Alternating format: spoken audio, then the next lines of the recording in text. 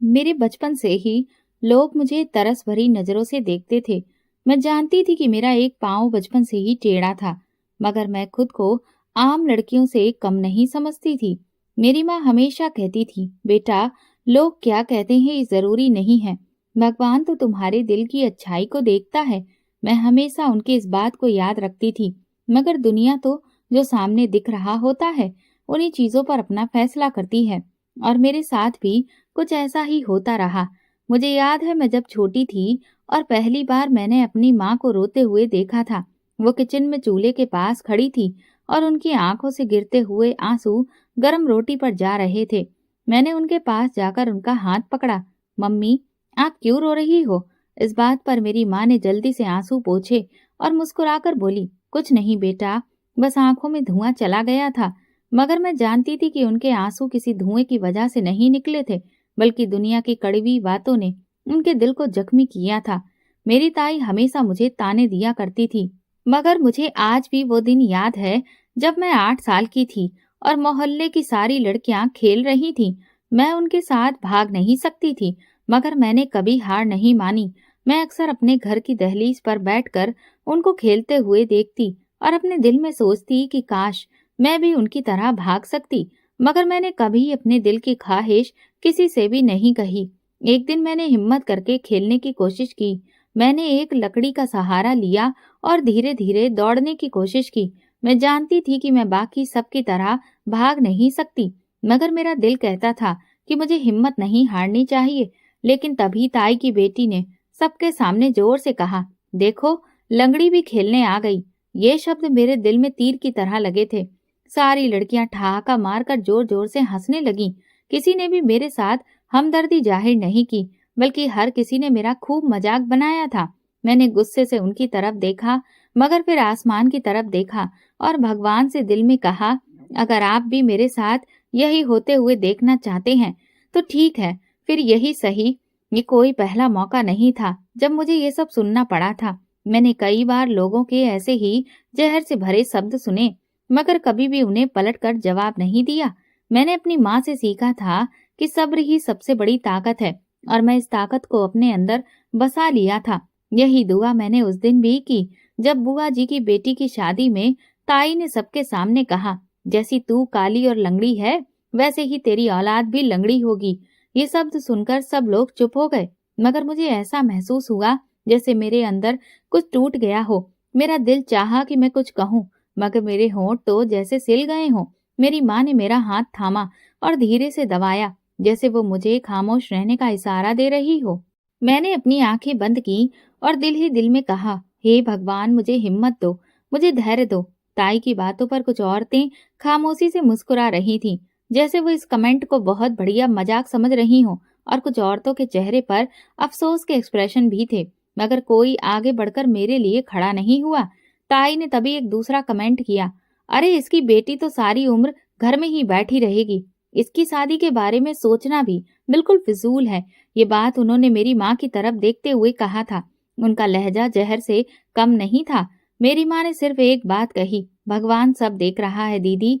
लेकिन उनकी ये बात किसी को भी तसल्ली नहीं दे सकी, क्योंकि दुनिया दिखने वाली कामयाबी और खूबसूरती को ही सब कुछ मानती है।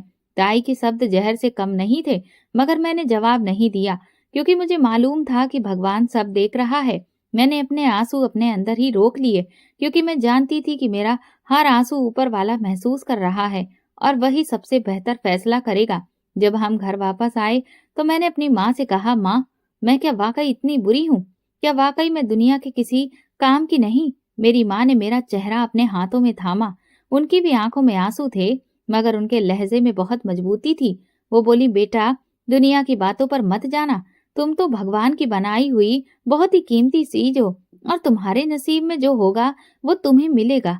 दुनिया की नजर में मैं शायद एक मुकम्मल लड़की नहीं थी, बल्कि बहुत ही कमजोर और बेबस लड़की थी, जो जिंदगी के हर मैदान में पीछे रहने के लिए पैदा हुई थी। मगर मैंने कभी खुद को इस नजर से नहीं देखा। मैंने हमेशा यही सोचा कि भगवान तो हमारी अच्छाई को देखता है, ना कि लोगों की जुबान को। ताई की तीखी बातें, मोहल्ले के लोगों की तंज भरी नजरें और बचपन से मिलने वाले ताने सब कुछ मैंने दिल पर पत्थर रखकर सह लिए थे, मगर मैं जानती कि थी कि जिंदगी के इम्तिहान अभी भी बाकी हैं। मेरे साथ स्कूल में सब लड़कियां एक जायज दूरी बनाकर ही बात करती थीं, मगर उन सब में एक लड़की थी जिसे मैं अपनी सबसे अच्छी दोस्त समझती थी, सोनिया। वो मुझे हमेशा तसल्ली देती, मेरे साथ बैठती, मेरे साथ लंच करती, और जब कोई मुझे ताना देता तो वो मेरी पैरवी में आगे बढ़ती। पूनम, दुनिया की बातों पर मत जाया करो। तुम जैसी भी हो बहुत अच्छी हो। मुझे लगता है शायद मेरे नसीब में दोस्ती की कमी नहीं थी। भगवान ने सोनिया को मेरी जिंदगी में इसीलिए भेजा था कि वो मेरे जख्मों पर मरहम लगाए, मगर मैं बिल्कुल गलत थी। एक दिन स्कूल में लंच के दौरान सोनिया ने मुझसे कहा, पूनम, मेरे घर पर एक जरूरी काम है, क्या तुम स्कूल के बाद मेरे साथ चल सकती हो? मुझे हैरानी हुई। सोनिया ने पहले कभी मुझे अपने घर नहीं बुलाया था, मगर इस बार उसके लहजे में बेहद अपनापन था। मैंने कहा, हाँ क्यों नहीं। मैंने फौरन हामी भर ली। फिर उसने कहा, अच्छा, मगर किसी को बताना मत, ये बस हमारे बीच की बात है। सोनिया ने आंख दबाकर मुस्कुराते हुए कहा, और मैं भी हंस दी। मुझे क्या मालूम था कि ये मेरी जिंदगी का सबसे बड़ा सबक बनने वाला है। स्कूल के बाद मैं सोनिया के साथ उसके घर पहुंची, और जैसे ही घर में दाखिल हुई तो वहां पर सब कुछ आम सा लग रहा था। तुम कमरे में बैठो, मैं बस अभी आई, सोनिया ने जल्दी से कहा और अंदर चली गई। मैं उसके कमरे में आकर बैठी, मगर अचानक मुझे दूसरे कमरे से किसी अजनबी मर्द की आवाज सुनाई दी। ये वही लड़की है जिसे तुमने बुलाया है? मेरा दिल जोर से धड़कने लगा। फिर मैंने सोनिया की आवाज सुनी, हाँ, तुम बस आराम से बैठो, मैं अपनी सहेली को बुला चुकी हूँ। अगर कोई पकड़ भी ले तो मैं यही कहूंगी कि तुम इसके साथ आए थे। मेरी तो सांसें ही रुक गई थी। ये बातें तो मेरे कान में लावा की तरह उतर रही थी। मैं अपनी जगह जैसे जम गई। मेरा दिल जोर जोर से धड़कने लगा और मेरी आंखों में आंसू तैरने लगे। सोनिया, मेरी सबसे अच्छी दोस्त, जिसे मैं अपनी बहन समझती थी, वो मेरे साथ ये सब कर रही थी। मेरे दिल की दुनिया जैसे एक लम्हे में वीरान हो चुकी थी। मैं जमीन पर बैठी अपने कांपते हाथों को देख रही थी। सोनिया की बातें, उस लड़के की हंसी, सब कुछ मेरे दिमाग में गूंज रहा था। तुम्हें यही लड़की मिली थी बुलाने के लिए? ये कमेंट मेरे वजूद पर बिजली की तरह गिरा था। मैंने अपना सर उठाया और सामने खड़े उस लड़के के चेहरे को ध्यान से देखा। वो अपनी हंसी दबा रहा था, जैसे मेरे वजूद पर कहकहा लगा रहा हो। सोनिया ने बेचैनी से उसकी तरफ देखा और बोली, अरे नहीं, तुम गलत समझ रहे हो, मैं बस यूं ही उसे बुलाया था। मेरी सांस रुकने लगी। सोनिया, नहीं, ये कैसे कह दिया? वो जो मेरी सबसे अच्छी दोस्त थी, जिस पर मैं हर वक्त भरोसा करती थी, वही आज इन लोगों के सामने मेरी इस तरह से बेइज्जती कर रही थी, जैसे कि मैं कोई बेकार चीज हूँ। बस ज्यादा मत बोलो, लड़के ने आंखें घुमाते हुए कहा। वैसे भी ऐसी लड़कियां तो तरस खाने के लायक होती हैं। मेरे कदमों तले से जमीन निकल चुकी थी। क्या वाकई मेरे साथ ऐसा हो रहा था? क्या वाकई ये सब सोनिया के कहने पर हुआ था? मेरे आंसू काबू से बाहर हो चुके थे। मैंने सोनिया की तरफ देखा। उसकी आंखों में कोई अफसोस नहीं था, बल्कि वो तो बड़े ही रुतबे में थी। पूनम, तुम जा सकती हो। उसके शब्द मुझे चुभ रहे थे। मैंने कांपते होठों से उसे कुछ कहने की कोशिश की, मगर कुछ कह न सकी। जैसे कि मेरे जुबान पत्थर की हो गई हो, जैसे मेरे शब्द गले में अटक गए हों। मैं आखिरी बार उस लड़के की तरफ देखा जो अपनी जगह आराम से बैठा था, जैसे कुछ हुआ ही नहीं। मेरी आंखों के सामने अंधेरा सा छा गया। मेरे दिल में हलचल मच गई। मैं जल्दी से दरवाजा खोला और बाहर निकल गई। मेरी सांसें तेज हो रही थीं, मेरी टांगें लड़खड़ा रही थीं, मगर मैं बस वहां से दूर जाना चाहती थी। मैंने रोते हुए सड़क की तरफ कदम बढ़ाया और उसी पल एक तेज रफ्तार गाड़ी मेरी तरफ आती दिखाई दी। सब कुछ जैसे सुस्त हो गया था। मेरी सांसें रुक गईं और आंखों में खौफ भर गया। गाड़ी का हॉर्न जोर से बजा और मैं सदमे में खड़ी रह गई। बचाओ! किसी ने चीख कर कहा, मगर मैं हरकत नहीं कर पा रही थी। गाड़ी का ब्रेक एक झटके से लगा और मैं बस 1 इंच के फासले पर उसकी टक्कर से बच गई। मैं झटके से पीछे हटी और जमीन पर गिर पड़ी। मेरे आसपास लोग जमा होने लगे। कोई कह रहा था, बेटी तुम ठीक हो? कोई कह रहा था, ये तो मरने ही वाली थी। मगर मुझे किसी की परवाह नहीं थी। मेरी नजरें जमी हुई थीं और मेरा जहन जैसे खाली हो चुका था। मैंने अपना हाथ सीने पर रखा, जैसे अपना दिल टटोल रही हूँ, और फिर आंखें बंद करके वह आखिरी शब्द खुद से कहे। आज मेरा भरोसा दोस्ती से भी उठ गया। उस दिन के बाद से मैंने अपने आप से एक वादा किया कि मैं अपने सब्र और मेहनत से अपनी किस्मत खुद लिखूंगी। लोग मुझे जितने भी ताने दें, मैं उनकी जुबान की जबान अपनी कामयाबी से दूंगी। उस रात जब सब सो गए, मैं जागती रही। मेरा दिल भारी था, मगर मैंने कभी किसी के सामने अपने दर्द को जाहिर नहीं किया। मैंने अपनी चादर ओढ़ी और आसमान की तरफ देखा, जैसे मैं भगवान से बात कर रही हूँ। हे भगवान, तुमने मुझे ऐसा क्यों बनाया? अगर मुझे ऐसा बनाया है तो फिर मुझे हिम्मत दो, ताकि मैं किसी की मोहताज ना बनूं। ये प्रार्थना मेरे मुंह से निकलते ही मेरा दिल हल्का हो गया। मैं जानती थी कि मेरी उम्मीद का वो दिन जरूर आएगा और फिर भगवान मुझे वो मुकाम देगा जो शायद आज मेरी ताई के ख्वाब ख्यालों में भी कहीं नहीं था।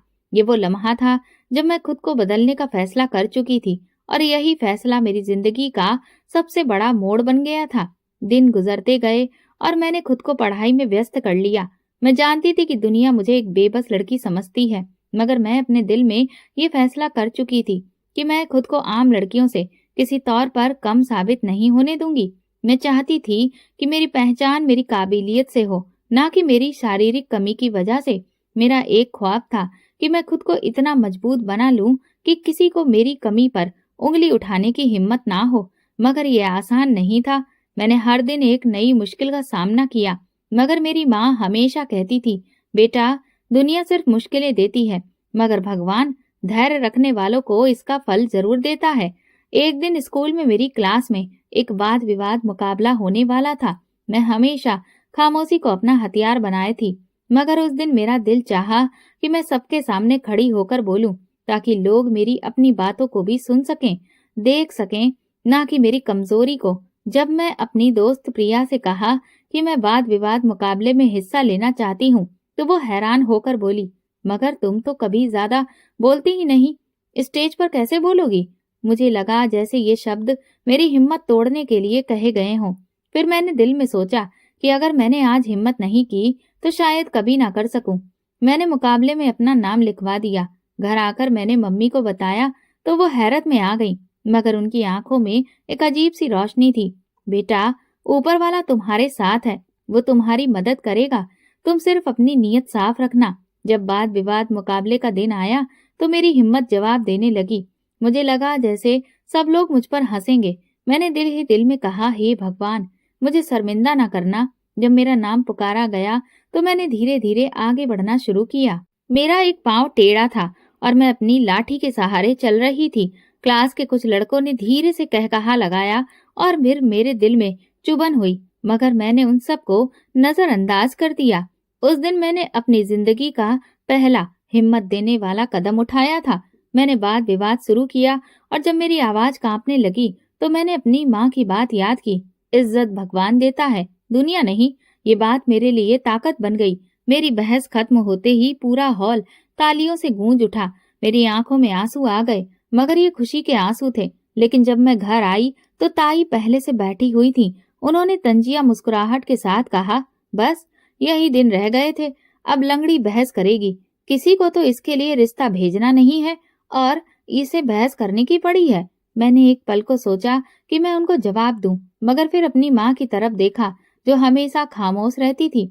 मेरी भी खामोशी को ही चुन लिया, क्योंकि मैं जानती थी कि मेरी जीत का असली जवाब अब वक्त देगा। उसी दिन मैंने अपनी माँ को एक और मुश्किल से गुजरते हुए देखा। जब मैं कमरे में दाखिल हुई तो मैंने सुना कि ताई कह रही थी, तुम्हारी बेटी तो सारी उम्र बैठकर खाएगी, शादी तो इससे कोई करेगा नहीं। मम्मी के चेहरे पर दुख था, मगर वो खामोश थी।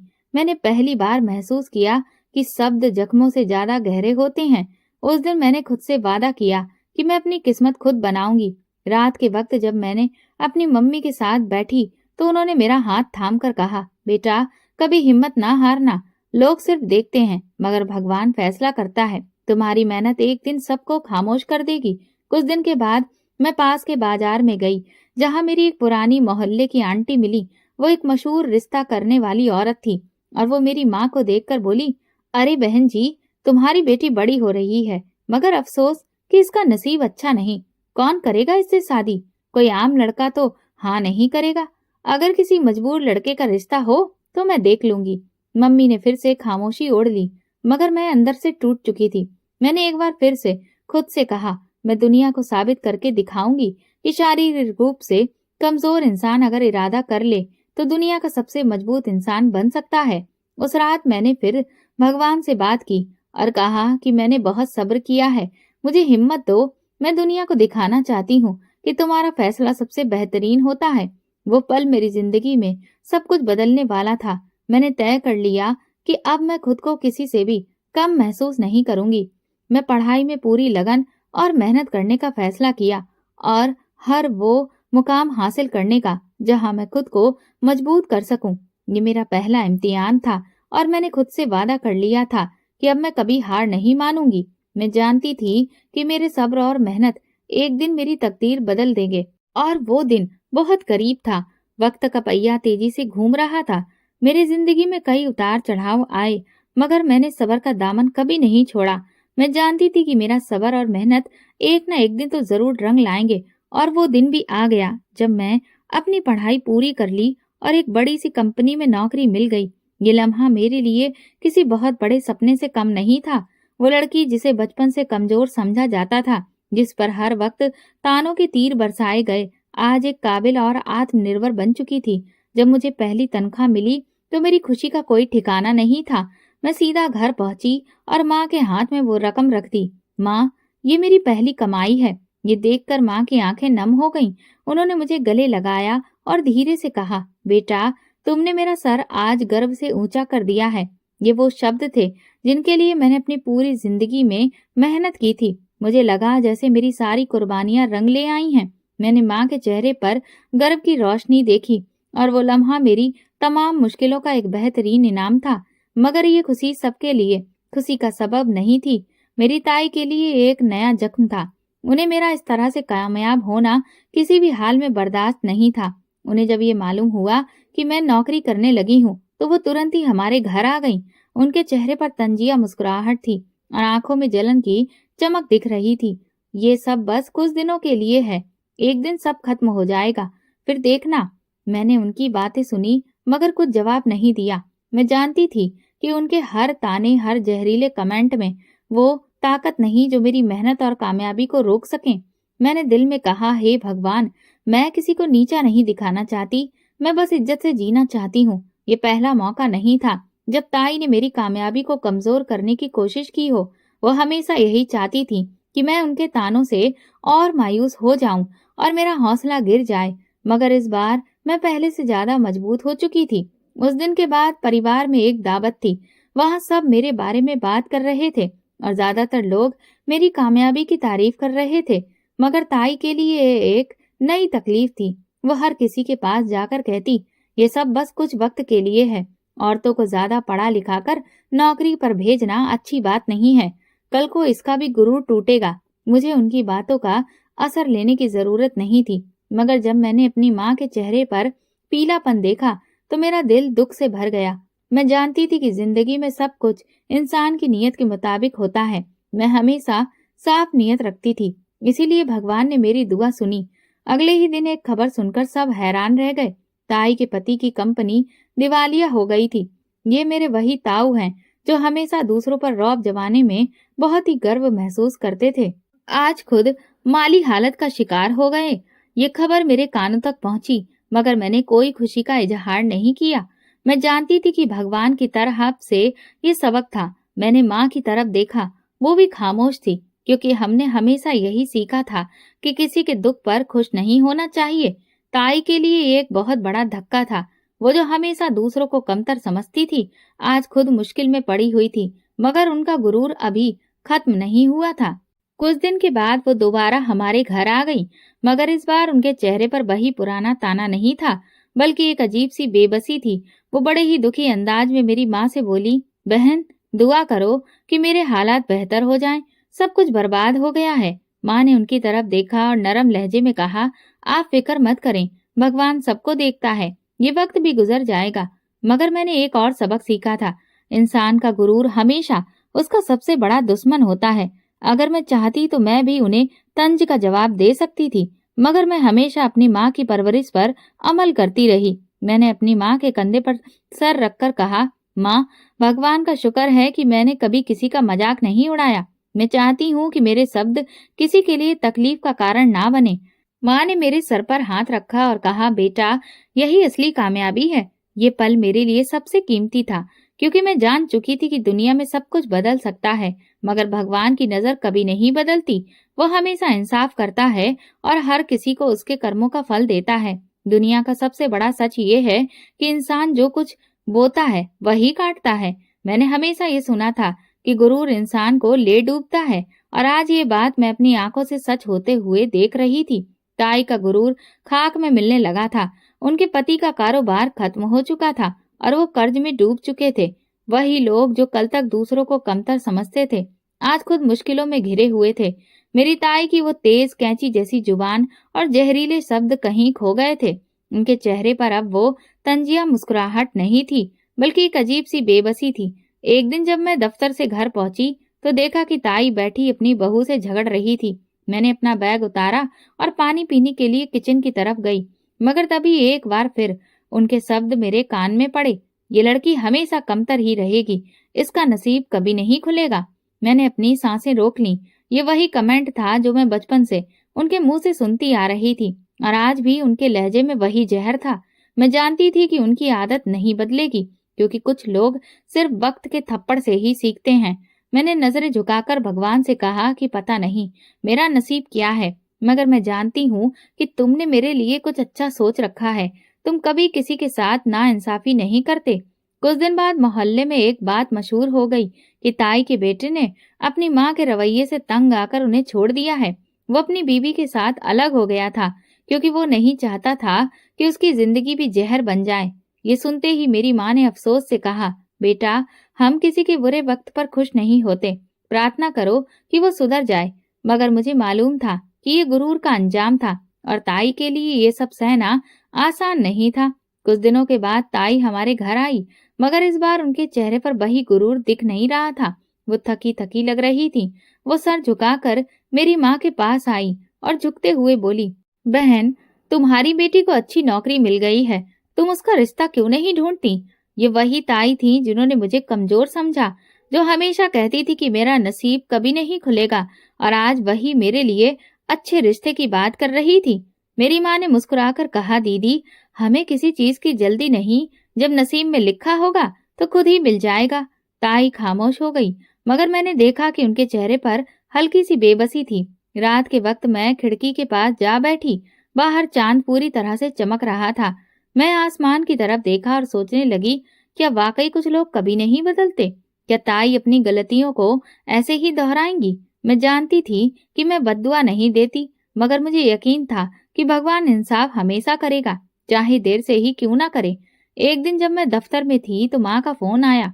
वो बहुत परेशान थी। बेटा, ताई की तबीयत बहुत खराब है, उनके पैर में अजीब सी सूजन हो गई है।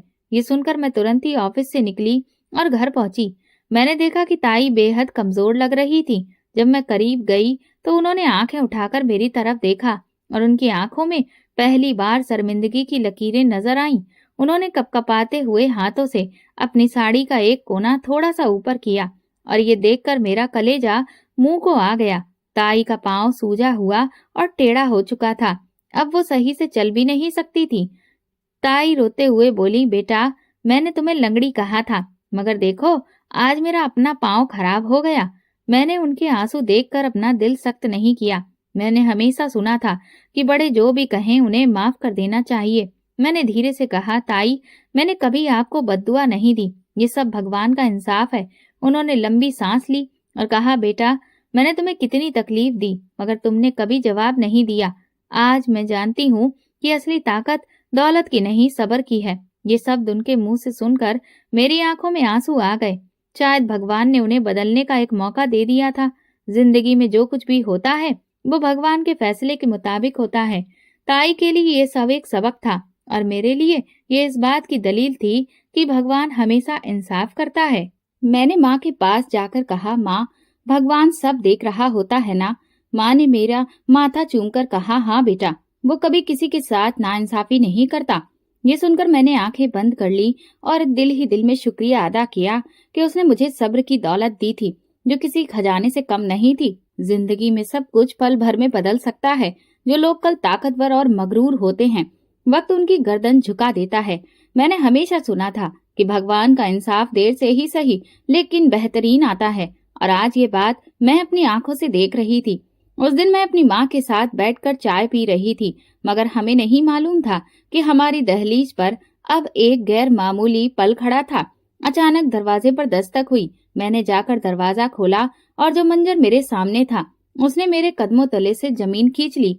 ताई, वही ताई जिनकी जुबान हमेशा जहर उगलती थी, जो हमेशा मुझे कम समझती थी, जो हर मौके पर मुझे नीचा दिखाने की कोशिश करती थी, आज वो मेरे कदमों में बैठी थी और उनकी आंखों से आंसू बह रहे थे। बेटा, मैं गलत थी, मैं बहुत गलत थी। मैं हैरान रह गई, मेरा दिल धड़कना भूल गया। मैंने सोचा कि शायद ये कोई सपना है, क्योंकि जो औरत मुझे कभी इज्जत देने को तैयार नहीं थी, आज वो मेरी दहलीज पर झुकी हुई थी। मैंने उनका हाथ पकड़ा और उन्हें सहारा देकर खड़ा किया। ताई, आप ये क्या कर रही हैं? क्या हुआ ताई? ताई ने कांपते हाथों से साड़ी का एक सिरा ऊपर किया और मेरा कलेजा मुंह को आ गया। उनका पैर तो अब बहुत ज्यादा मुड़ चुका था, अब वो सही से चल भी नहीं सकती थी। बेटा, मैंने तुम पर जितना जुल्म किया, शायद भगवान ने मुझे उसका बदला दिया है। उनकी आंखों में पछतावे के आंसू हैं। वो वही औरत थी जो हमेशा मुझे लंगड़ी कहकर बुलाती थी, मगर आज खुद एक मजबूर की जिंदगी गुजारने के लिए तैयार थी। मैंने उन्हें अंदर बुलाया, वो सहारा लेकर अंदर आई। मेरी माँ ये सब देखकर परेशान हो गई। दीदी, आपको क्या हुआ है? माँ ने फिक्रमंदी से पूछा। ताई ने सर झुका लिया, जैसे वो खुद को कोस रही हो। बहन, मेरी सारी उम्र दूसरों को नीची नजर से देखने में निकली, खास तौर पर तुम्हारी बेटी को मैंने हमेशा कम समझा, लेकिन कभी नहीं सोचा था कि एक दिन ऐसा भी आएगा। मेरी माँ ने एक नजर मेरी तरफ देखा। वो जानती थी कि मेरे दिल में उस औरत के लिए कितना दुख था, मगर उन्होंने मुझे हमेशा माफ करने का सबक दिया था। ताई ने मेरे हाथ थामे। बेटा, मुझे माफ कर दो। मैं तुम्हें जितने भी ताने दिए, जितनी भी तकलीफें दी, वो सब मेरी गलती थी। आज मैं समझ चुकी हूँ कि इज्जत और बेइज्जती सिर्फ भगवान के हाथ में होती है। उनका लहजा कांप रहा था। मुझे नहीं मालूम था कि मैं क्या कहूँ। मैंने ताई से कहा कि आप परेशान मत होइए, वैसे भी भगवान जो देख रहा है बस उसका ही नतीजा देता है। उन्होंने सर झुकाया, रोते हुए कहा, बेटा, मेरा अपना बेटा भी मुझे छोड़कर जा चुका है। उसने कहा कि मैं जिंदगी में कभी किसी के साथ अच्छा ही नहीं किया, इसलिए अब मैं अकेली रहने के काबिल हूँ। ये सुनकर मेरा दिल एक पल के लिए कांप गया। बेटा, मैं तुम्हें हमेशा कमजोर समझती थी, मगर आज मैं जानती हूँ कि असली ताकत माफी और सब्र में है। मैं तुमसे माफी मांगती हूँ। ये पल मेरे लिए अजीब था। मैंने हमेशा सुना था कि माफी मांगना आसान नहीं होता, खास तौर पर उन लोगों के लिए जिनका गुरूर उनके फैसले पर हावी हो, मगर आज ताई वो गुरूर तोड़ चुकी थी। मैंने गहरी सांस ली और भगवान से दुआ की कि मेरे दिल को नरम कर दे। मैंने उनके हाथ पकड़े और कहा, आपने जो किया वो गलत था, मगर मैं जानती हूँ कि भगवान माफ करने वालों को पसंद करता है। उन्होंने आंसुओं से भरी आंखों से मेरी तरफ देखा, जैसे वो यकीन नहीं कर पा रही हो कि मैं उनकी सारी तीखी बातों को नजरअंदाज कर दिया है। बेटा, मैं कहाँ जाऊं? मेरा बेटा भी मुझे छोड़ चुका है। ये बात सुनकर मेरी माँ ने धीरे से कहा, दीदी, आप हमारे साथ रहिए। ये फैसला मेरे लिए आसान नहीं था। जिस औरत ने मेरी जिंदगी नरक बनाई थी, आज वही हमारे सहारे की मोहताज थी, मगर मैं हमेशा माँ की बात मानती थी और आज मेरी बर्दाश्त का इम्तिहान था। ताई हमारे घर में रहने लगी। वो जो कभी मुझे लंगड़ी कहकर बुलाती थी, आज वो खुद चलने के काबिल नहीं थी। मैं उन्हें दवा देती, उनकी मदद करती, मगर वो हर दिन मुझे देखकर शर्मिंदा होती। एक दिन जब मैं उनके कमरे में गई तो वो गीता खोलकर रो रही थी। मैंने आहिस्ते से पूछा, ताई, क्या हुआ? उन्होंने मेरी तरफ देखा और कहा, बेटा, मैंने भगवान से भी माफी मांगी है। मुझे नहीं मालूम कि मेरी माफी कबूल होगी या नहीं, मगर मैं दुआ करती हूँ कि भगवान तुम्हें दुनिया की हर खुशी दे। ये वही ताई थी जो कहती थी कि मेरा नसीब कभी नहीं खुलेगा, और आज वही मेरे लिए दुआ कर रही थी। भगवान की कुदरत से कुछ अरसे के बाद ही मेरी शादी का संदेश आया, मगर ये कोई आम रिश्ता नहीं था, बल्कि एक ऐसे इज्जतदार और अमीर खानदान से आया था जिसके बारे में तो ताई ने कभी सपने में भी नहीं सोचा होगा। जब पहली बार मेरी माँ ने मुझे ये खबर सुनाई तो मैं हैरत में डूब गई। मम्मी, क्या वाकई ये सच है? मेरी आवाज कांप रही थी। हाँ बेटा, ये लोग खुद तुम्हें देखने आना चाहते हैं। ये खबर पूरे परिवार में फैल गई। ताई समेत हर कोई हैरान था। वो मुझे हमेशा कमतर समझती थी। आज वो खामोश थी, क्योंकि अब किस्मत में मेरे हक में फैसला कर दिया था। जिंदगी कभी एक जैसी नहीं रहती। वक्त हमेशा करवट लेता है। जो लोग कल हमें कमतर समझते थे, आज वही हमारे दरवाजे पर आकर मदद मांगने के तलबगार बन गए थे। ये दुनिया एक आईना है। जो हम दूसरों के साथ करते हैं, वो किसी न किसी सूरत में हमारे साथ जरूर होता है। अब ताई का गुरूर और सख्त मिजाजी खत्म हो चुका था।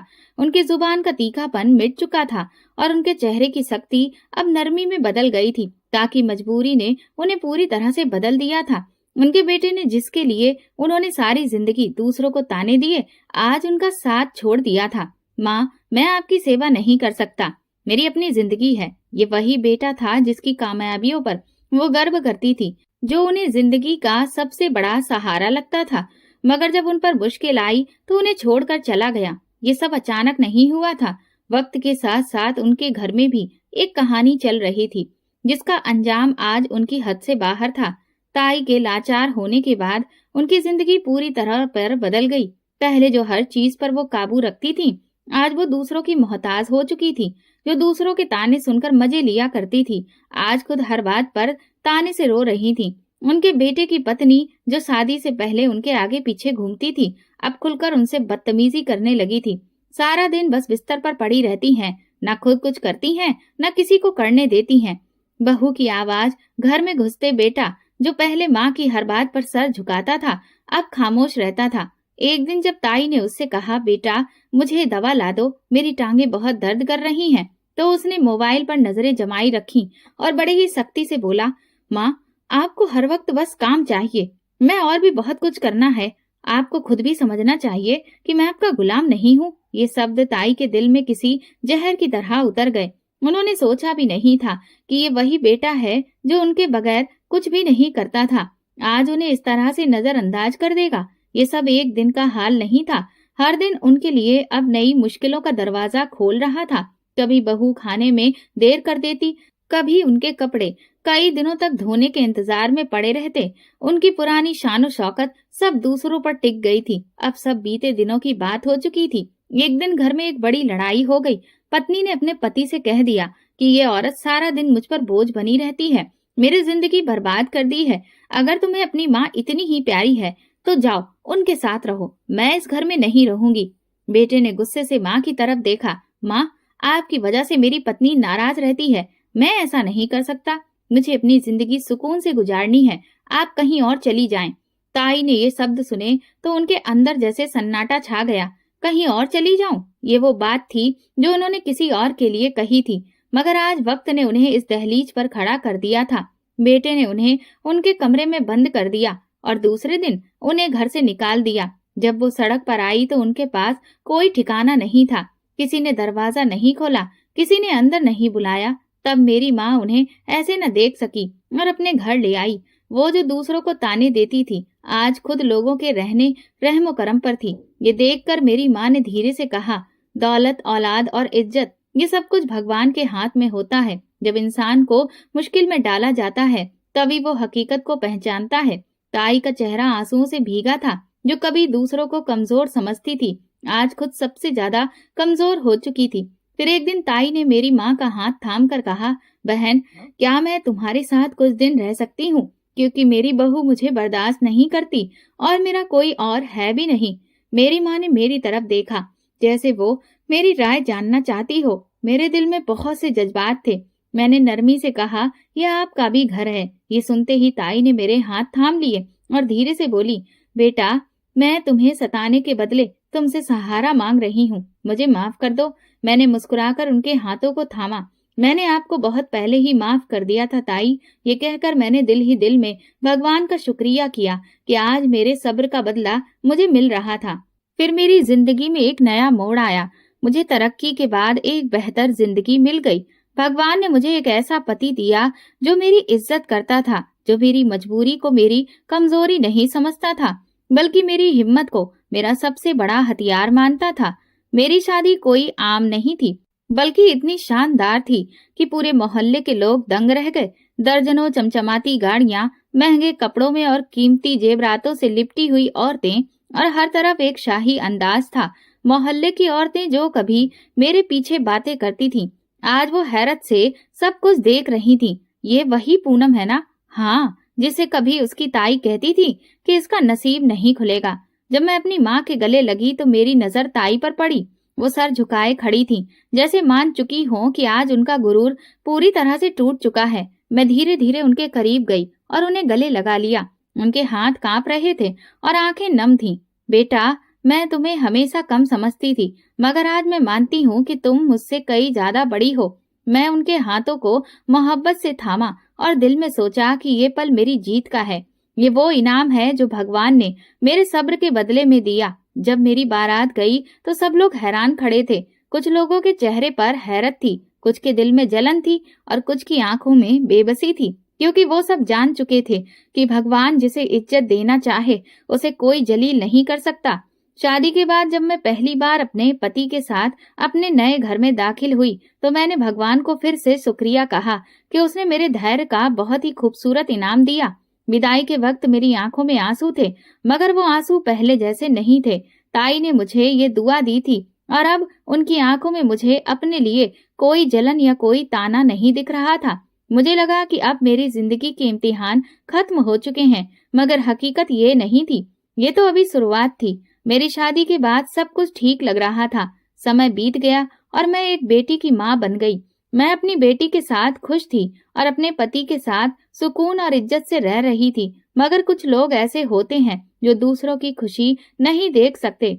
मैंने सोचा था कि मेरी नंद और ससुराल के लोग अब मुझे अपना चुके हैं, मगर मैं गलत थी। ये सब एक दिन अचानक शुरू हुआ। मेरी नंद ने मुझ पर एक ऐसा इल्जाम लगा दिया जिसने मेरी इज्जत को दांव पर लगा दिया। रात के वक्त सब खाने की मेज पर बैठे थे। सब कुछ नॉर्मल लग रहा था। मैंने सास के लिए उनका पसंदीदा खाना बनाया था। पति दिन भर की बातें कर रहे थे। मेरी नंद खामोशी से खाने में बिजी थी, मगर उसकी नजरें बार बार मुझ पर थीं। मैंने महसूस किया कि वो किसी मौके की तलाश में है, जैसे वो किसी तूफान को जन्म देने के लिए तैयार बैठी हो। अचानक उसने गहरी सांस ली और बोली, मम्मी आपको पता है, मैंने भाभी को कल रात किसी से छुपकर फोन पर बात करते सुना। मेरा चम्मच हाथ में ही रुक गया। मैं हैरत से उसकी तरफ देखने लगी और मेरे पति ने फौरन चौंक कर मेरी तरफ नजर डाली। क्या कह रही हो बेटा? मेरी सास ने हैरानी से पूछा। मम्मी मैं झूठ नहीं बोल रही, मैंने खुद सुना। वो किसी से बहुत धीरे से बात कर रही थी और जैसे ही उन्हें एहसास हुआ कि मैं आ गई हूँ तो वो फौरन चुप हो गई। ये झूठ है, मैंने कहा। नंद जहरीली मुस्कुराहट के साथ बोली, भाभी आप ही कहती थी कि सच्चाई कभी छुपती नहीं, तो फिर आप घबरा क्यों रही हैं? मेरे पति का चेहरा सख्त हो गया। वो मेरी तरफ देख रहे थे, मगर उनकी आंखों में बेयकीनी थी। मैंने महसूस किया कि मेरे दिल की धड़कन तेज हो रही थी। मेरे पति बोले, पूनम ये सब क्या है? मैंने कहा, ये झूठ है। मैंने फिर से मजबूत लहजे में कहा। वो बोले, अगर झूठ है तो साबित करो। मेरी ननद ने मुझे घूरते हुए कहा, ये वो लम्हा था जब मुझे एहसास हुआ कि जब कोई शख्स तुम्हें गिराना चाहे तो वो तुम्हारी सबसे छोटी कमजोरी को भी तुम्हारे खिलाफ इस्तेमाल कर सकता है। क्या कोई सबूत है तुम्हारे पास? मैंने उसकी तरफ देखते हुए कहा, सबूत? तो वो ताना मारते हुए हंसी। बोली, देखो मम्मी, भाभी मुझे हिसाब मांग रही हैं। मैं तो आपके भले के लिए बोल रही थी। मेरी सास की नजरें मुझ पर जम चुकी थी। पूनम, मैंने तुम्हें हमेशा बेटी समझा, मगर तुमने ये सब किया। मम्मी आप भी मुझ पर शक कर रही हैं। मेरी आवाज भर गई। शक? पूनम, जब बात इज्जत की हो तो शक भी बहुत बड़ी चीज बन जाता है। ये सुनकर मैं खामोश हो गई। मेरा पति जो अब तक चुप था, अचानक कुर्सी खींचकर खड़ा हो गया। ये सब कब से चल रहा है? उनकी आवाज गूंजी। मेरी ननद ने सर झुका लिया जैसे वो बहुत मासूम हो। मेरी सास ने धीरे से कहा, हमें नहीं मालूम कि ये सब कब से चल रहा है, मगर हमें शक है कि कुछ गलत जरूर है। ये शब्द जैसे मेरे दिल पर छुरी की तरह लगे। मैं बेबसी से अपने पति की तरफ देखने लगी, मगर वो खामोशी से खड़े थे। उनके चेहरे पर सख्ती थी। पूनम, जब तक सब क्लियर नहीं हो जाता तुम्हें यहाँ से जाना होगा। उनके शब्द मेरे लिए बिजली बनकर गिरे। क्या? मेरी आंखों में आंसू आ गए। यहाँ से मुझे जाना होगा? मैंने किसी को कुछ भी नहीं कहा। मैंने अपनी बेटी को गोद में लिया और चुपचाप घर से निकल आई। ये वही दहलीज थी जहाँ मैं एक दिन दुल्हन बनकर आई थी और आज इस दहलीज से मुझे निकाला जा रहा था। मैं अपनी माँ के पास वापस आ गई, मगर दिल में एक अजीब सा जख्म लेकर आई। लेकिन भगवान की कुदरत हमेशा काम करती है। कुछ दिन बाद मेरे पति रात के वक्त किसी काम से वापस आए तो उन्होंने अपनी माँ और बहन की बातें सुनाई दी। मम्मी, अब भाभी को हमेशा के लिए यहाँ से निकाल दो। आखिर हमें कितनी मेहनत से ये चाल चली है। मेरी ननद की आवाज गूंजी। हाँ, मैं भी यही चाहती हूँ। अब वो यहाँ वापस नहीं आनी चाहिए। ये सुनकर मेरे पति का खून खौल गया। ये सब तुम लोगों का किया धरा था? उनकी आवाज गूंजी और मेरी ननद का रंग सफेद हो गया। मेरी सास ने तुरंत बहाना बनाने की कोशिश की, मगर वो जान चुकी थी कि उनकी पत्नी बेगुनाह थी और उनकी बहन ने सिर्फ अपनी जिद में ये सब किया था। उसी रात मेरे पति मुझे लेने के लिए आए। पूनम, मुझे माफ कर दो, मैंने तुम पर शक करके गलती की। उनकी आंखों में शर्मिंदगी थी। मैंने उन्हें ध्यान से देखा और फिर सर झुका दिया। मैंने उनके साथ वापस जाने के लिए कदम बढ़ाया, मगर जैसे ही गाड़ी के करीब आई, मैं रुक गई। क्या हुआ? मेरे पति ने गौर से पूछा। हम पहले कहीं और जाएंगे। कहाँ? गंगा के किनारे। और मैं सीधा उस जगह पहुंची जहां पर मेरी ताई का अंतिम संस्कार हुआ था। ताई, मैंने आपको माफ कर दिया था और आज मैं आपके लिए दुआ करने आई हूँ। मेरी आंखों में आंसू आ गए। मेरे दिल में एक अजीब सा सुकून था। जिंदगी का सबसे बड़ा सबक यही था, सब्र करने वालों की जीत हमेशा होती है और भगवान उन्हें हमेशा इंसाफ देता है। मैंने अपनी बेटी को गोद में लिया और दिल में कहा, भगवान मेरा हमेशा साथ देना। दोस्तों, अगर आपको हमारी कहानी पसंद आई हो तो कमेंट करके जरूर बताएं और वीडियो को लाइक करके ज्यादा से ज्यादा शेयर करें। चैनल पर नए हैं तो सब्सक्राइब करें और हाँ, नोटिफिकेशन बेल को जरूर दबाएं ताकि अगली अपडेट सबसे पहले आपको मिले। धन्यवाद।